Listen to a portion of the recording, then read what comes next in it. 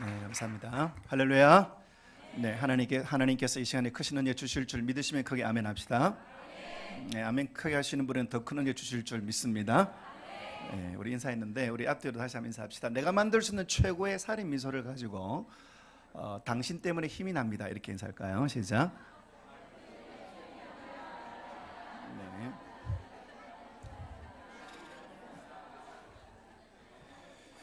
예, 옆 사람 때문에 힘이 납니까? 예, 솔직히 말합시다. 힘이 납니까? 힘이 듭니까? 예, 힘이 나시기를 축복합니다. 참 힘들다 이게 아니고 참 힘이 납니다. 그런 귀한 은혜가 이 시간에 함께 있기를 다시 한번 주의 이름으로 축원합니다.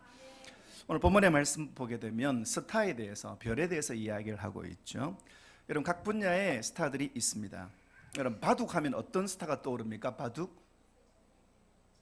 바둑하면 바둑이 강아지가 생각납니까? 바둑하면 알파고를 상대로 이긴, 이걸 교양이라고 하는데요. 이거를 바둑하면 이제 이세돌이라고 할 수가 있죠. 그럼 축구하면 여러분 누가 떠오릅니까? 이제 여기 이제 세대 차이가 조금 있습니다. 축구하면 생각나는 분, 하는 분 이렇게 하니까 어떤 분들은 차범근, 그다음에 박지성, 그다음에 손흥민, 이제 이게 딱 세대 차이가 할 수가 있겠죠. 아이돌들도 많이 있습니다. 그리고 좋아하는 운동 선수들도 있고 또 셰프들도 요즘은 이 스타 셰프들 이렇게 되어져 있습니다. 근데 세상의 스타들은 시간이 지나면 사라집니다. 시간이 지나면 없어집니다. 한때는 떠들썩하게 하고 있고 또 많은 사람들에게 사랑을 받았지만 시간이 지나면 그 사람을 전혀 알지 못하는 사람들이 있죠. 오늘 본문에 보니까 영원토록 비치는 별에 대해서 말하고 있습니다. 영원토록 비치는 별, 그 사람이 누구냐? 많은 사람을 옳은 대로 돌아오게 한 자라고 하고 있습니다. 이 시간으로 함께 모든 사역자들이, 또 우리 모든 교사님들이, 모든 성도님들이 영원한 별이 되시기를 주 이름으로 축원합니다. 영원토록 사라지지 않는 별, 그 별은 많은 사람을 옳은 대로 돌아오게 한다는 것입니다. 여러분, 다니엘서 12장 3절은 저에게는 굉장히 중요합니다. 얼마나 중요하냐면 완전 중요합니다.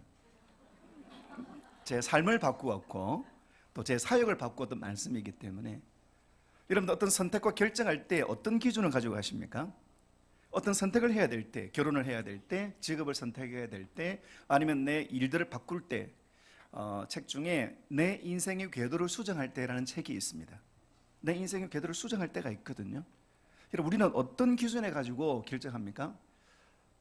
하나님의 말씀으로 결정할 때, 여러분, 그때는 놀라운 능력이 나타나게 되는 것입니다. 여러분, 말씀은 살았습니다.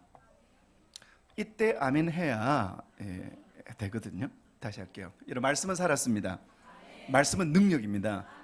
하나님 이 세상을 만드실 때 말씀으로 세상을 창조하셨죠. 지금 내가 무엇을 가지고 있느냐, 지금 나에게 무엇이 있느냐, 더 중요한 것은 나에게 말씀이 있는가라는 것입니다.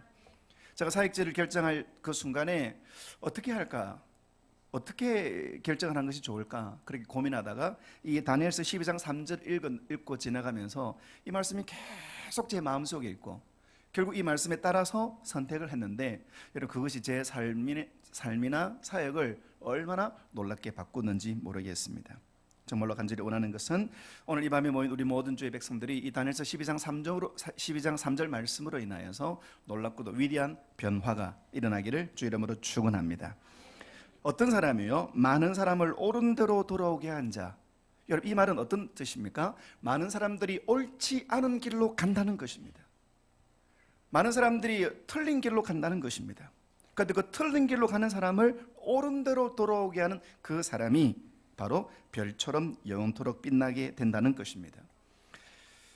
사사기 17장 6절과 사사기 21장 25절 말씀 보게 되면 이 사사기의 시대를 사람마다 자기 소견에 옳은 대로 행하였더라라고 말하고 있습니다. 여러분, 여호수아 세대와 사사기 세대 같은 땅에서 살았습니다. 그런데 같은 젖과 꿀이 흐르는 가나안 땅에 살고 있는데 여호수아 세대는 날마다 승리를, 기적을, 하나님의 영광을 경험했습니다. 그런데 똑같은 땅에 있는 이 사사기 세대들은 전쟁이 지고 빼앗기고 압제를 당하는 그런 고통을 겪어야 했습니다. 그 이유가 무엇일까? 똑같은 땅인데요, 딱 한 가지입니다. 말씀에 따라 사느냐, 자기 소견에 옳은 대로 살아가느냐. 오늘 많은 사람들이 옳지 않은 길로 갑니다. 세 가지를 함께 생각해 볼 수가 있는데요. 첫 번째는 옳지 않은 자기 인식, 아이덴티티, 틀린 방식으로 자기를 보는 것입니다. 여러분, 내가 누구인가 하는 문제는 굉장히 중요한 문제입니다. 얼마나 중요하냐면 완전 중요합니다. 내가 누구인가, 내가 어떤 존재인가. 여러분, 내 이름이 아니라, 그리고 나의 직업이 아니라 나 자신의 위치. 그런데 많은 사람들은 하나님께서 바라보는 나가 아니라 사람들이 바라보는 나를 의식합니다. 또 내가 생각하는 나를 가지고 나를 바라보게 된다는 것입니다. 틀린 방식으로 자기를 바라보게 된다는 것이죠. 두 번째는요, 옳지 않은 목적을 가지고 있습니다. 여러분, 삶의 이유, 삶을 존재하게 하는 목적이 있습니다. 그런데 엉뚱한 걸, 틀린 것을 자기의 삶의 목적으로 삼고 있는 많은 사람들이 있습니다. 세 번째는 그 뜻을 이루는 방법, 그 뜻을 이루는 능력을 옳지 않게 사람들이 채택하고 그것을 추구하게 된다는 것입니다. 별처럼 영혼처럼 빛나는 사람은 어떤 사람입니까? 틀린 자기 생각을 갖고 있는 사람들을 옳은 대로, 그리고 틀린 목적을 갖고 있는 사람들을 올바른 목적으로, 그리고 틀린 방법으로 살아가는 사람들을 올바른 방법으로 돌아오게 하는 그 사람이 별처럼 영원토록 빛나게 된다는 것입니다. 여러분, 그것이 부모의 역할입니다. 우리에게 가정해 주신 자녀들, 선생님들의 역할입니다. 나에게 맡기신 아이들, 이 아이들이 자기가 누구인가를 하나님의 눈으로 보고, 내가 이 땅에 왜 존재하는지 하나님의 눈으로 보고, 그럼 그것을 위하여 어떻게 살아갈 것인지 하나님이 주는 능력 가운데 살아가게 하는 사람, 바로 그것이 별처럼 빛나는 사람들의 모습이라는 것입니다. 유흥균이라는 분이 쓰신 자존감 수업이라는 책이 있습니다. 이 책 참 좋습니다. 이 책에 보면 자존감을 떨어뜨리는 세 가지 3B가 있다. 첫 번째는 비관, 두 번째는 비약, 세 번째는 비교. 여러분들이 지적 능력을 테스트하겠습니다. 용균 씨가 자존감 수업에서 자존감을 떨어뜨리는 3B가 있다고 했는데요. 시작. 이래서 동탄 이러는군요. 지적 수준이 보통이 아닙니다. 비관, 비약, 비교.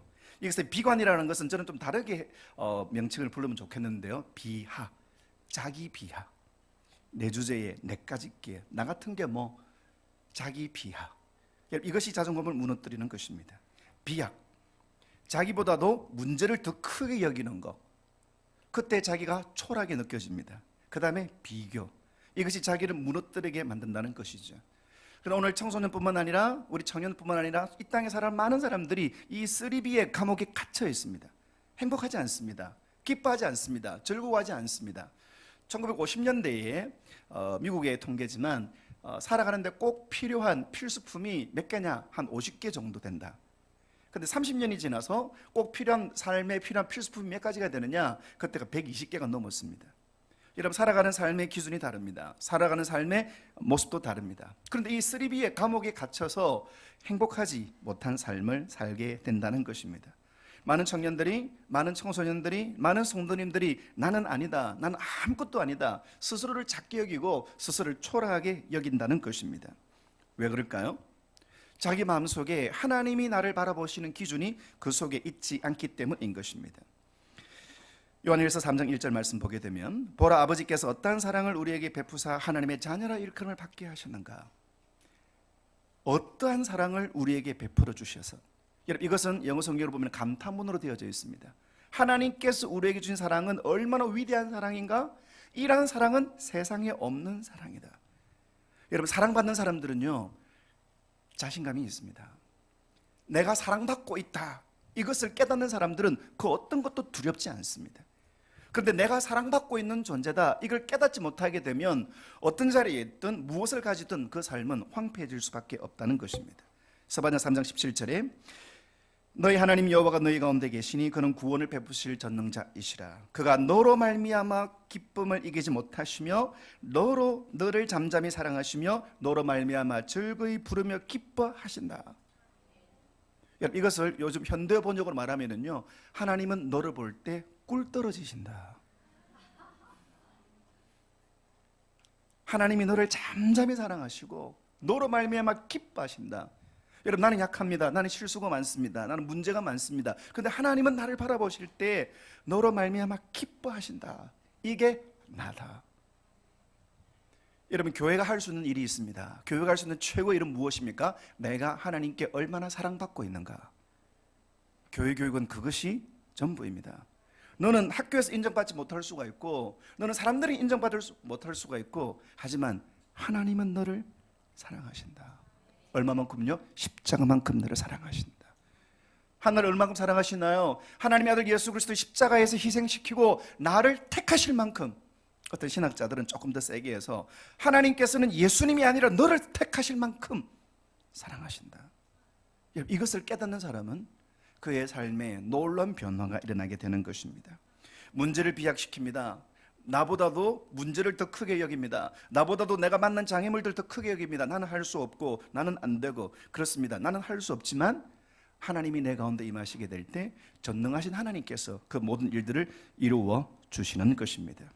하나님의 영광이 임하게 되면 보는 시각이 달라지게 됩니다. 골리앗이 나타났습니다. 골리앗이 키가 굉장히 크거든요. 얼마나 크냐면 완전 큽니다. 엄청 큽니다. 거의 2m를 넘는, 거의 3m에 가까운 그런 엄청난 또 장수입니다. 그런데 사울과 군사들과 장교들은 이 골리앗을 보면서 이렇게 이야기했습니다. 너무 크니까 우리가 못 죽인다. 영어 수어로 표현하면은요, 투투 용법 아시죠? TOO, TO. 중학교 때 다 배웠을 거예요. 너무나 뭐뭐해서, 그거는 다 압니다. 회화는 안 돼도 투투 용법은 다 알죠. 이 사울과 그 신하들과 장군들은 이 골리앗을 보면서 too big, 너무 커. 그래서 to kill, 죽일 수가 없다. 너무 커서 죽일 수가 없다. 그런데 이 골리앗을 다윗이 보았습니다. 여러분, 이 다윗은 목동입니다. 그리고 군대에 징집되지 않을 그런 나이, 그래서 한 15세에서 14세 정도 소년으로 추정을 합니다. 모두가 숨어 있습니다. 장군도 왕도 숨어 있습니다. 전쟁에는 용사도 숨어 있습니다. Too big to kill, 너무 커서 죽일 수가 없다. 그런데 다윗이 딱 보는 순간에 다윗은 전혀 다르게 해석했습니다. Too big to miss, 너무 커서 빗나갈 수가 없겠는걸. 관역이 너무 크니까 이건 대충 던져도 맞게 되어 있어요. 똑같은 골리앗인데 하나님의 눈으로 바라보게 되면 이거 빗나갈 수 없다. 이거 하나님의 눈으로 바라보면 이 기도 제목이 커지는 걸 보니까 이 간증 제목이 세지겠다. 자기의 능력이 아닙니다. 하나님의 영이 그 가운데 임하게 될 때, 여러분, 하나님이 점점 커져 보이고 문제는 점점 줄어들게 되는 것입니다. 하지만 문제를 고민하고 문제를 묵상하고 문제를 큐티하고 문제를 막 쉐어링하고 그럼 어떻게 됩니까? 문제가 점점 커져서 그 문제에 하나님이 가려서 안 보이는 것입니다. 하지만 하나님께 집중하면은요, 문제는 보이지 않는 것입니다. 걱정을 연습해서 걱정을 해서 걱정이 없으면 걱정이 없겠네. 걱정을 해서 걱정이 없어지면 걱정이 없겠네. 여러분들 연습하면 이게 늡니다. 걱정도요, 연습을 하면 늡니다. 아무것도 아닌데 걱정으로 연습된 사람은요, 걱정할 거 없는 거 딱 찾아냅니다. 그런데 믿음을 연습한 사람은요, 어떤 상황에서라도 믿음을 작동시키는 것입니다. 책 중에 머리를 써야 될 때 감정을 쓰지 마라, 이 대만의 작가가 쓴 책인데 제목이 너무 멋있더라고요. 머리를 써야 되는데 감정을 쓰는 거예요. 부부싸움 할 때 머리를 써야 됩니다. 그것도 박치기 하라 이 말은 절대로 아닙니다.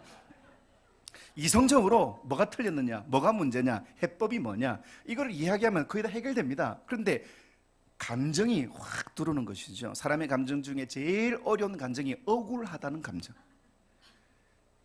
할렐루야. 오늘 기도 깊이 하시기를 바랍니다. 그냥 남편이 그냥 아무 생각 없이, 혹은 부인이 아내가 아니고 부인이 남편을 위해서 이렇게 생각해서 했는데 이걸 오히려 다르게 해석하여서 감정을 사용하여서 그렇게 다툼과 갈등이 날 경우 많죠. 저는 이걸 다르게 해석합니다. 믿음을 써야 할 때 감정을 쓰지 말고요, 믿음을 써야 할 때 머리를 쓰지 말아야 됩니다. 믿음을 써야 할 때가 있습니다. 언젠가요?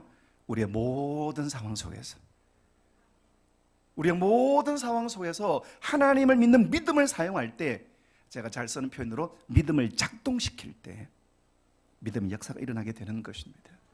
세 번째는 비교합니다. 다른 사람과 비교해서 나는 불행하다, 다른 사람과 비교해서 나는 억울하다, 다른 사람과 비교해서 나는 행복하지 않다라고 수많은 사람들이 생각을 하게 됩니다. 손가락을 다 이렇게 펴보실까요?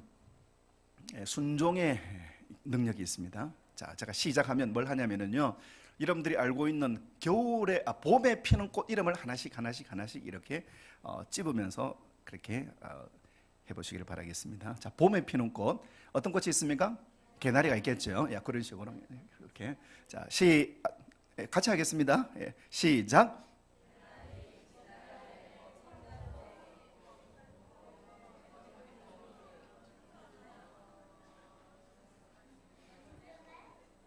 예, 꽃 이름을 아는 것을 교양이라고 합니다. 교양. 제 주변에는 이 꽃에 대한 모든 꽃 이름을 알고 계시는 분이 계세요. 장로님인데, 장로님 저 꽃 이름 뭐예요? 노란 꽃. 저 꽃 이름 뭐예요? 흰 꽃. 모든 꽃 이름 다 알고 계시는데, 여러분 정확한 꽃 이름을 알고 있어야 됩니다. 자, 그럼 다시 한번 손 드시고요. 이렇게 다 하시고, 여름에 피는 꽃 시작.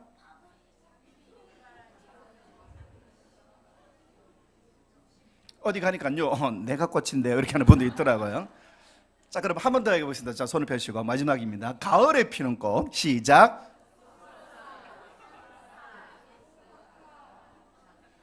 세 개밖에 없네요. 여기 동탄에는 가을에 꽃이 세 개밖에 안 핍니다. 자, 손 내리시고요. 예, 봄에는 봄에 피는 꽃이 피고, 가을에는 가을에 피는 꽃이 피는 거죠. 꽃은 경쟁하지 않습니다.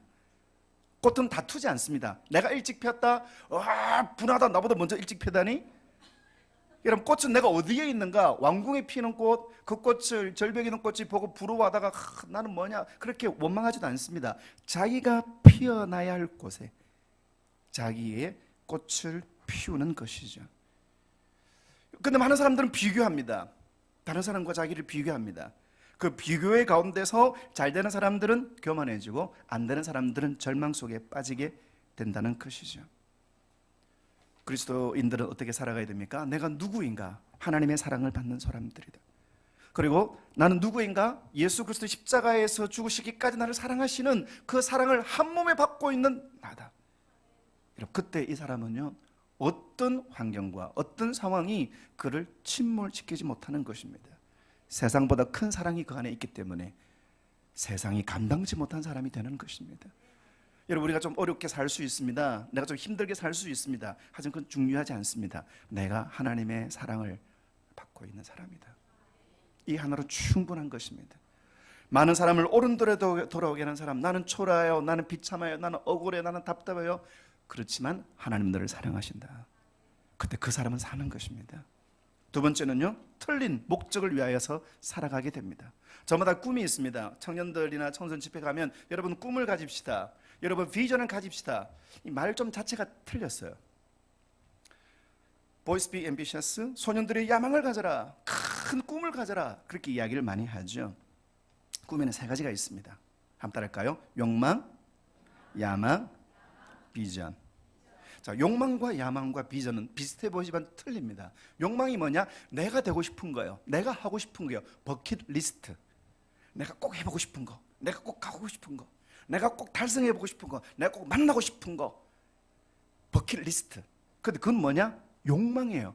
내가 하고 싶고, 내가 거기 가고 싶고, 내가 경험하고 싶고, 내가 얻고 싶고, 그게 욕망이에요.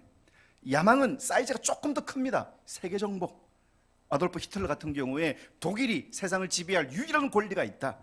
독일이 세상을 지배하고 차지하자. 근데 이 히틀러가 이야기를 하니까 수많은 사람들이 그것에 매료됐습니다. 리펜슈탈이라는 여자 배우인데요, 101살로 죽었습니다. 이분이 25살 때에 히틀러의 라디오에서 하는 연설을 들었을 때 뭐라고 하냐면, 전기 고문을 받는다는 충격을 받았고 묵시적인 비전을 발견했다. 그래서 히틀러에게 찾아가서, 나 영화 감독인데 당신을 위해서 내가 영화를 촬영하겠습니다.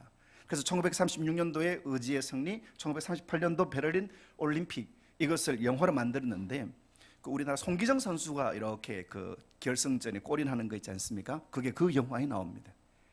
이 영화를 딱 보고 나면 사람들이 뭐라고 하느냐? 히틀러가 구세주다. 이 영화를 딱 보고 나면 독일이 세계 최고의 민족이다.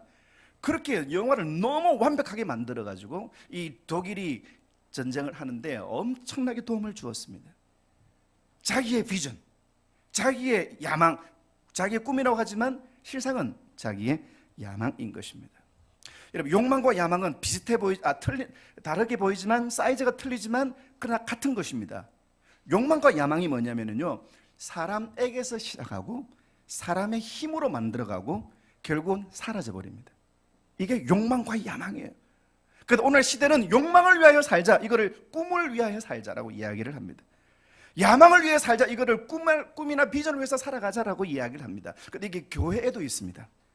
우리 교회의 비전은 이것입니다. 근데 가만히 들어보면 그냥 그 교회가 하고 싶은 욕망이고 그 교회가 하고 싶은 야망이에요. 이런 비전이 있습니다. 이 비전이 욕망과 야망과 결정적으로 차이가 나는 거는요, 비전은 하나님으로부터 시작합니다. 그리고 하나님의 능력으로 이루어 가시고, 그리고 하나님께서 완성하시고, 그리고 하나님의 위대한 영광들을 모든 사람들에게 전념시킵니다. 이게 비전이에요. 빌립보서 2장 13절 말씀 보게 되면 너희 안에서 행하시는 이는 하나님이시니 자기의 기쁘신 뜻을 위하여 너희에게 소원을 두고 행하게 하시느니라. 여러분, 하나님께서 여러분들을 향한 소원이 있습니다. 이때 아멘 하셔야 정상적인데 다시 하겠습니다. 여러분, 한 사람 한 사람들에게 하나님의 소원이 있습니다. 나에게 하나님의 소원이 있습니다. 여러분, 내가 이 땅에 왜 존재하느냐? 딱 한 가지입니다. 하나님이 나를 통하여 이루기를 원하는 소원이 있기 때문에. 내가 이 세상을 떠나기 전에 북한에 있는 고향 땅 가봐야 될 건데 그게 내 평생 소원인데 욕망입니다. 우리 아이, 우리 손자가 결혼하는 거 보고 내가 죽어야 될 건데 욕망입니다. 우리 기업, 이 기업을 크게 세워가지고 우리나라에서 최고로 큰 기업으로 만들어야 될 것인데 사람들 그걸 비전이라고 이야기하죠. 야망입니다. 하나님으로부터 오는 소원이 있습니다. 이걸 누가 이걸 알 수가 있습니까? 하나님과 친한 사람이 알 수 있습니다. 하나님이 보여주시는 것이거든요. 사랑하는 성도 여러분, 우리 가정에 자녀들이 있습니다. 우리 교회에 어린 생명들이 있습니다. 욕망으로 키우시겠습니까? 야망으로 키우시겠습니까? 하나님의 비전으로 키우시기를 축원합니다. 부모님의 욕망으로 아이들을 키웁니다. 내가 못다 이룬 꿈 네가 이루어라. 틀렸습니다. 내가 해보고 싶었는데 그 너무너무 기가 막혔는데 나는 못했는 건 네가 한번 해봐라. 틀린 것입니다. 마노아가 하나님께서 삼손을 주겠다 약속하셨을 때 마노아가 이렇게 기도합니다. 하나님, 우리가 이 아이에게 어떻게 행할 것을 가르쳐 주십시오. 이게 부모의 기도입니다. 교사의 기도입니다. 하나님, 이 아이를 통하여 이루기를 하나님이 원하시는 소원, 이 아이를 통하여 이루기를 하나님의 놀란 하나님의 꿈들, 그것을 보여주시고 그것을 잘 준비할 수 있도록 하나님은 준비된 사람을 준비된 만큼만 쓰십니다. 영성과 인성과 지성이에요. 인성은 사람에 대한 태도입니다. 영성은 하나님께 대한 태도입니다. 지성은 자기 주어진 일에 대한 실력입니다. 영성이 갖추어져야 됩니다. 인성이 갖추어져야 됩니다. 지성이 갖추어야 됩니다. 요셉을 보십시오. 다니엘을 보십시오. 영성과 인성과 지성이. 그때 하나님은 그 사람을 쓰시는 것입니다. 여러분, 부모님의 역할은 무엇입니까? 이 아이를 통해 하나님께서 무엇을 원하시는지를 보고 그 일을 잘 준비하도록 내가 할 수 있는 대로 최선 다하여 돕고 이 아이들이 하나님께 완벽하게 쓰임받는 그 자리에 세워주는 것, 그것이 부모의 역할인 것입니다. 그런데 수많은 사람들이 잘못되게 살아갑니다. 삶의 이런 목적이 잘못되면 방향이 다 틀리게 되어 있습니다. 한번 진지하게 생각해 보십시오. 우리 교회에 주시는 이 생명들, 우리 교회에 주시는 학생들, 우리 가정에 주신 아이들, 이들을 통하여 하나님께서 무엇을 하기를 원하실까? 하나님은 참 얼마나 은혜가 풍성하시면 말씀하시는 하나님이십니다. 대답하시는 하나님. 하나님께 질문하고 하나님께 간구할 때에 우리가 알아들을 수 있도록 설명해 주십니다. 그리고 그것을 감당할 수 있는 능력도 주십니다. 그때 그 사람은 지금 상황이 어떤가, 지금 자리가 어떤가에 관계없이, 지금 어떤 영향력을 갖고 있는가에 관계없이 그 사람은 하나님이 쓰시는 위대한 영광의 사람으로 하나님이 사용하시는 것입니다. 세 번째는요, 잘못된 능력을 추구합니다. 목적이 잘못되어 있으니까 그 목적을 이루는 방법, 목적을 이루는 능력도 잘못되게 되어져 있습니다. 세 가지의 능력이 있습니다. 안으로부터의 능력이 있고, 옆으로부터의 능력이 있고, 위로부터의 능력이 있습니다. 시작. 이 능력 중에서 어느 게 진짜 능력일까요? 바로 기도 끝내죠. 뭐 다 아시니까. 안으로부터의 능력이 있습니다. 그게 뭐냐면요, 내가 수고하고 내가 노력하고 내가 애써서 열심히 수고해서 내가 만드는 능력입니다. 때로는 외모, 정말 탁월한 외모, 그 외모가 힘이고 또 외모가 능력인 사람들이 있죠. 안으로부터의 능력, 야나두라는 게 있습니다. 우리 학생들은 다 아는데요. 이 야나두 대표가 김민철 씨인데, 이 사람이 7년 동안 27가지의 사업을 해가지고 24개가 실패했습니다.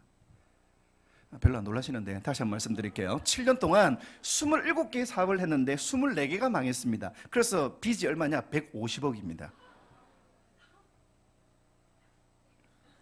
네, 150억 정도가 됩니다. 깜짝 놀랐습니다. 다른 그럼 이런 반응이 안 나오거든요. 그럼 그런가 보다 이렇게 하는데, 네, 역시 좋은 교회입니다.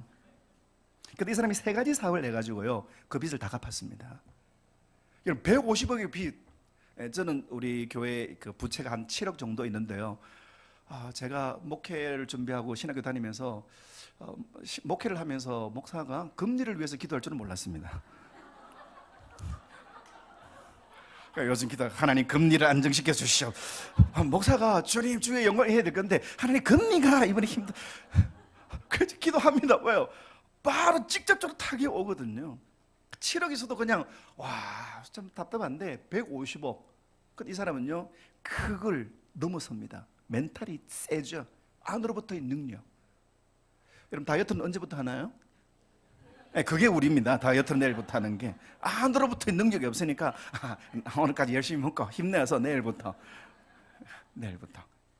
안으로부터의 능력. 두 번째는 옆으로부터의 능력입니다. 금숟가락, 은숟가락 이런 거 많이 하지 않습니까? 주변의 사람들 태어나니까 금숟가락, 태어나니까 은숟가락. 제가 지난번에 초등학생들 1000명하고 2시간 반을 설교했는데요.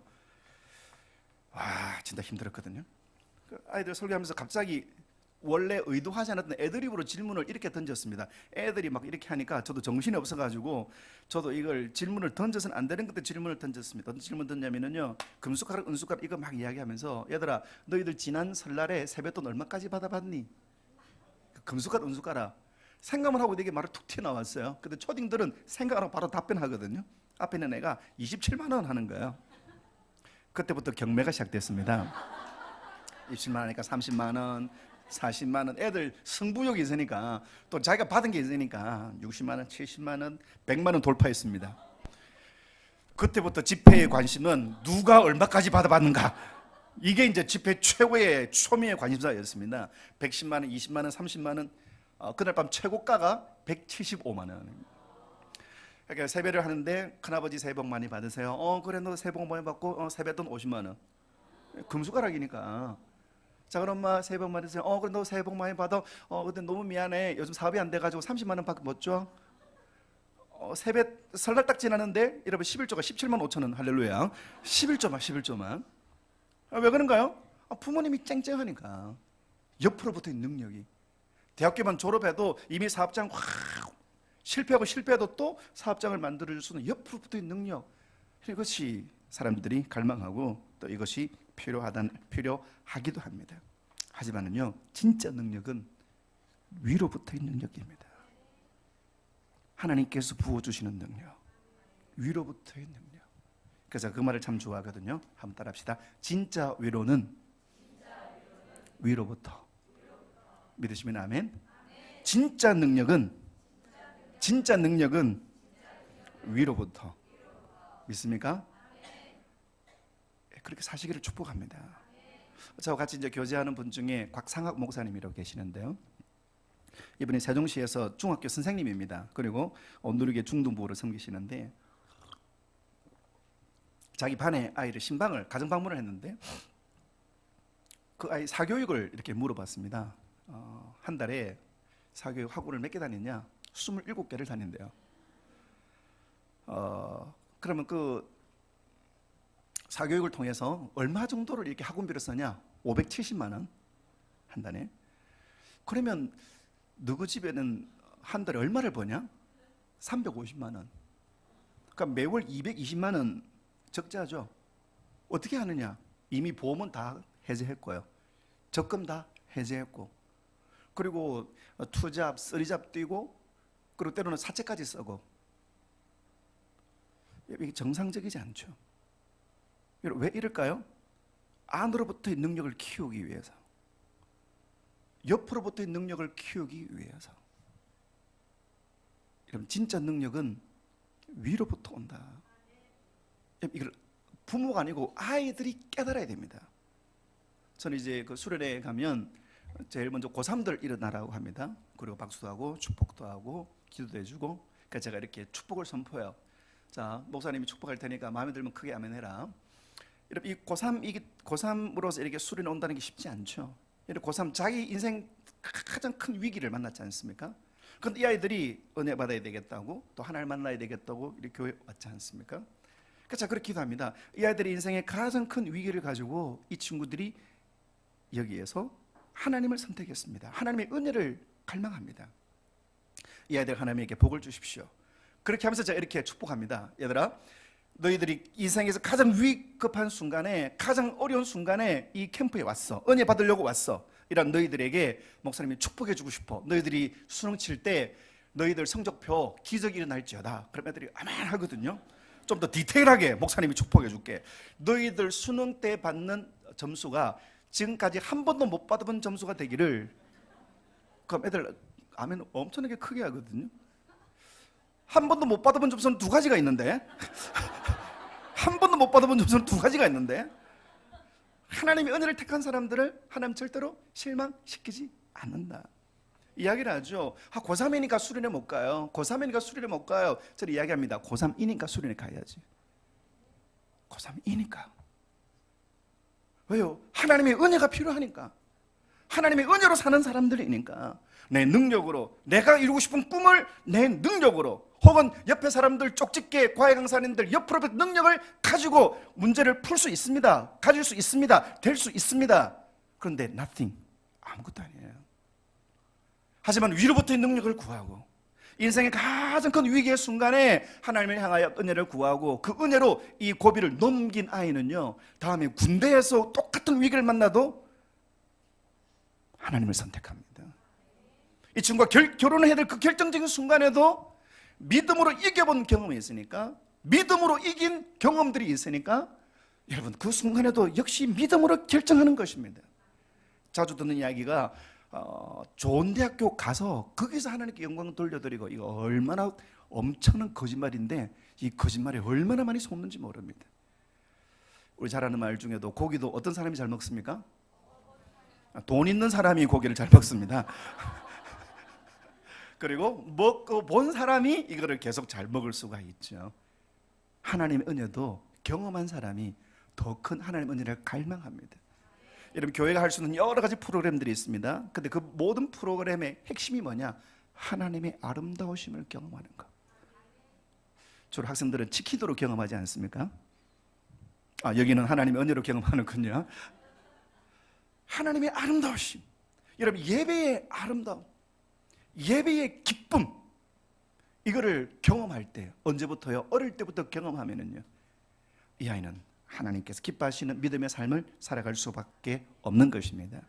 사도행전 10장 38절에서도 하나님 나사렛 예수에게 성령과 능력을 기름 붓듯 하셨음에 그가 두루 다니시며 선한 일을 행하시고 마귀에게 눌린 모든 사람을 고치셨으니 이는 하나님이 함께 하셨습니다. 하나님이 나사렛 예수에게 성령과 능력을 기름 붓듯 부어주셨기 때문에 예수님의 사역이 가능한 것입니다. 예수님이 저들에게 내가 한 일을 너희도 할 것이요 내가 한 보다 더 큰 일도 하리라. 언제요? 보혜사 성령님이 임하시게 되면, 위로부터의 능력이 임하시게 되면, 땅끝까지 이르러 복음을 전가하라. 언제요? 성령이 너희에게 임하시면, 성령님 너희에게 권능을 주시면, 그때 너희들이 이 성령의 능력으로 온 땅에 흩어져서 주의 복음을 전가하라고 주님은 선포하고 있습니다. 사랑하는 성도 여러분, 사랑하는 교사 여러분, 사랑하는 학생 여러분, 청년 여러분, 많은 사람들이 옳지 않은 길에 가고 있는데 자기가 옳지 않은 길에 있다는 걸 알지 못합니다. 지금 나를 덮고 있는 어둠, 나를 덮고 있는 흑암은 어떤 것입니까? 이런 과거의 상처가 나를 지배하기도 합니다. 그리고 현재의 어둠이 나를 지배하기도 합니다. 미래에 대한 흑암, 지금은 좀 괜찮은데 앞으로 어떻게 될까? 지금은 내가 좀 살만한데 앞으로 어떻게 될까? 두려움, 불안 속에서 많은 사람들이 살아가게 된다는 것입니다. 여러분, 어둠의 이유는 무엇이냐? 흑암의 이유는 빛의 부재입니다. 빛의 부재. 빛이 없으면 캄캄한 것입니다. 여러분 돈에 빛이 있습니다. 그래서 돈이 있으면은요 든든합니다. 대한민국 청소년들이 제일 존경하는 인물이 신사임당이잖아요. 그 세종대왕님보다 5배 존경하잖아요. 데이트 나가는데 아버지가 신사임당 4분을 주신다. 그럼 신사임당이 나를 보호해 주시면은요 능치 못한 일이 없고 두려움이 없고 여친한테 뭐라고요? 야, 뭐 먹을 건데 어디 가고 싶은데 내가 다 해줄게. 누구의 능력입니까? 신사임당 4분의 능력입니다. 돈에 힘이 있거든요. 돈에 빛이 있거든요. 여러분 좋은 브랜드에 빛이 있습니다. 명품에 빛이 있습니다. 하지만 그 빛은요 가짜 빛이에요. 가짜 빛. 참빛이 있습니다. 요한복음 1장 9절 참빛 곧 세상에 와서 각 사람에게 비치는 빛이 있으나니 진짜 빛이 그에게 부어지게 될 때 내가 누구인가를 알게 되는 것입니다. 진짜 빛이 그에게 부어지게 될 때 내가 무엇을 왜 살 것인가를 알게 되는 것입니다. 그리고 진짜 빛이 부어지게 될 때 괴테가 한 이야기 중 이런 말이 있습니다. 먼지도 빛을 받으면 빛난다. 내 인생이 먼지 같은 인생이라 할지라도요 주의 빛이 비치게 되면은요 그 어떤 힘 있는 사람, 권력 있는 사람들이 할 수 없는 일들을 합니다. 왜요? 하나님은 그 믿음을 사용하시거든요. 그 기도를 사용하시고 그 헌신을 사용하시기 때문에 돈으로 할 수 없는 일, 권력으로 할 수 없는 일, 그런 일들을 그 사람을 통하여 하나님이 하시는 것입니다. 한 청년이 전 세계를 여행을 했습니다. 여행을 하면서 내가 앞으로 어떻게 살까?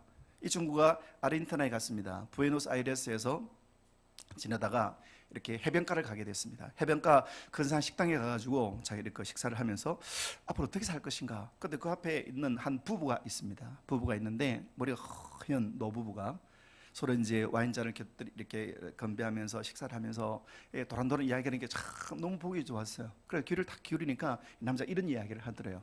여보, 우리는 참 행운아야. 우리는 참 너무 축복받았어. 그러니까 여자가 그러게 말해요. 이런 날이 올 줄을 정말 이런 날이 오네요. 그 남자가 이야기합니다. 우리가 결혼할 때 우리는 가난했고 우리가 결혼할 때 참 어려웠고 그런데 그때 내가 당신에게 약속했지. 우리 은퇴할 때 세계 여행하자고.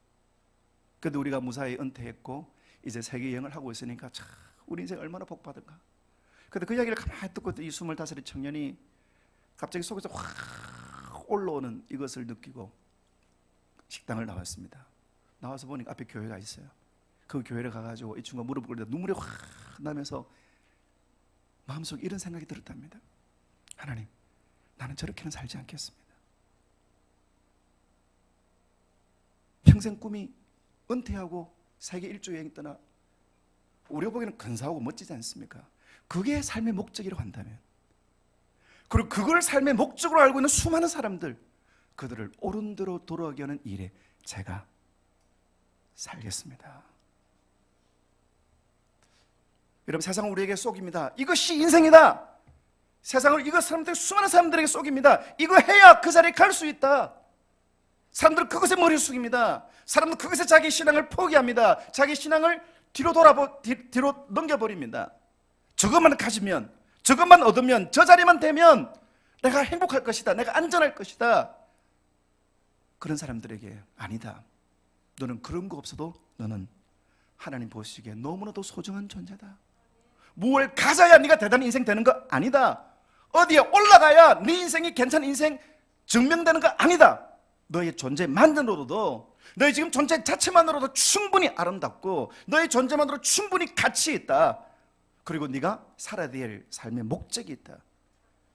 그것은 네 힘이 아니라 위로부터 주시는 능력이 너에게 임할 때 그 일들을 감당할 수가 있다. 여러분 이게 해결된 사람은요 히브리서 말씀처럼 10장 28절 말씀처럼 세상이 감당치 못합니다. 돈으로 유혹이 안 되는 사람, 어떤 멋진 걸로 유혹이 안 되는 사람, 세상으로 유혹이 안 되는 사람, 그 사람이 요셉이었습니다. 그 사람이 다니엘이었습니다. 자기를 더럽히지 않도록 뜻을 정하여 어떠한 유혹에도 흔들리지 않는. 왜요? 태양을 본 사람은 촛불에 만족하지 않거든요. 하나님의 영광을 경험한 사람은 세상에 가짜 빛, 가짜 영광, 가짜 반짝이는 거 그거 눈에 들어오지 않습니다. 하나님의 영광을 경험하는 삶, 그 삶이 저와 여러분의 삶이 되기를 축원합니다. 그리고 그 은혜가 필요한 사람들에게 그 은혜의 복음을 전가하고 그들도 주님께로 오고 그리고 그들도 주님의 영광 가운데 서게 되는 사람, 그때 하나님은 그를 통하여 하나님의 나라를 세워 나가시는 것입니다. 예수 그리스도를 경험하면 우리 안에서 일어나는 변화가 있습니다. 자기 자신을 제대로 알게 됩니다. 내가 얼마나 아름다운지 압니다. 얼마나 소중한지 압니다. 얼마나 강한지 알게 됩니다. 세 개 시작. 얼마나 힘을 내시고요.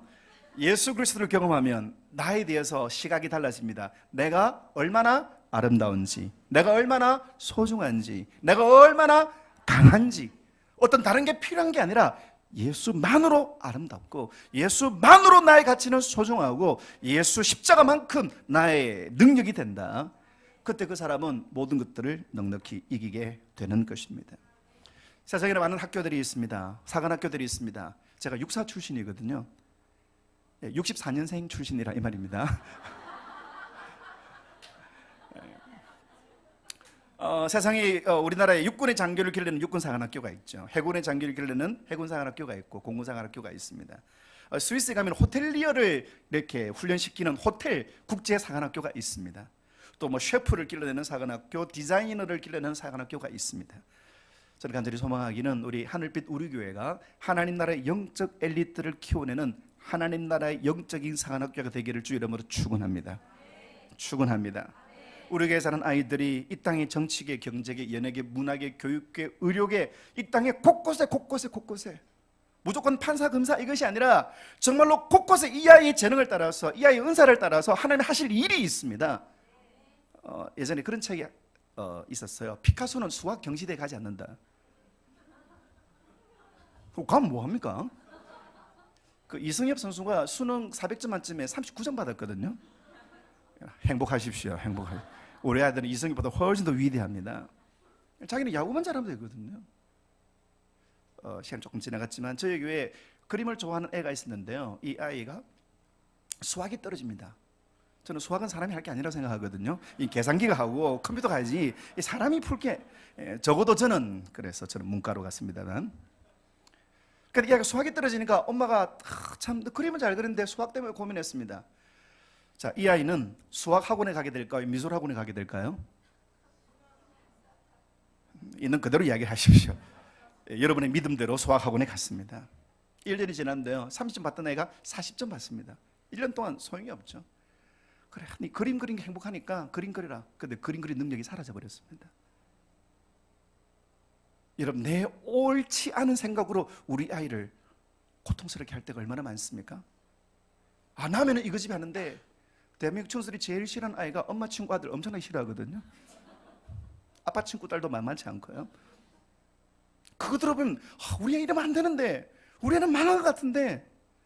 아닙니다. 하나님 영이 우리 가운데 임하게 되면 이 아이를 하나님이 왜 보내셨는지 그걸 알게 됩니다. 그리고 이 아이가 걸어갈 길들을 준비하게 합니다. 사랑하는 이 동탄 하늘빛 우리 교회가 하나님께서 붙여주시는 생명, 어린아이뿐만 아니라 모든 생명 한 사람 한 사람, 하나님 왜 내가 존재합니까? 그리고 내가 무엇을 위하여 존재해야 됩니까? 그리고 그걸 위해 내가 무엇을 준비해야 되겠습니까? 사람들이 이야기하는 것, 내가 생각하는 것, 이것이 아니라 하나님께서 우리에게 주는 그런 감동에 따라서 정말로 하나님의 꿈을 이루어가는 은혜의 역사를 이루는 복된 교회가 되기를 축원합니다. 많은 사람을 옳은 대로 돌아오게 하는 그 교회, 그 성도, 그 가정이 되기를 주 이름으로 축원합니다. 한번 따라합시다. 주여, 나를 사용하소서. 아멘. 우리 주품이라는 찬양이 있습니다. 이 찬양을 우리 함께 같이 부르시면서 같이 한번 기도하시면 참 좋겠는데요.